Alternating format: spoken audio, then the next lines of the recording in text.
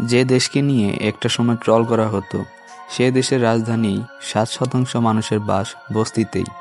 সে দেশটি এখন নতুন করে আলোচনায়। শুধু আলোচনায় বললে ভুল হবে, বরং ইতিবাচক আলোচনায় যোগ করেছে এক নতুন মাত্রা।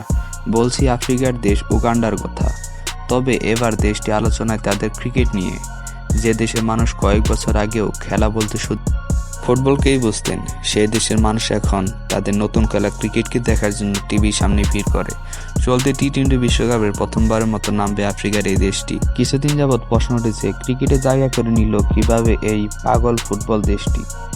এর প্রধান অর্থ হলো অর্থ বা টাকা। ক্রিকেট খেললে রোজগার বেশি। উগান্ডার আগে ক্রিকেটের চল না থাকলেও আফ্রিকার অপর দুই দেশ কেনিয়া ও জিম্বাবুয়ের মতো ক্রিকেটের অনেক চাহিদা ছিল। সেখান থেকে ধীরে ধীরে আফ্রিকার এই দেশে ছড়িয়ে পড়ে ক্রিকেট। 2 বছর আগে অনূর্ধ্ব-19 বিশ্বকাপও খেলে ফেলে উগান্ডা।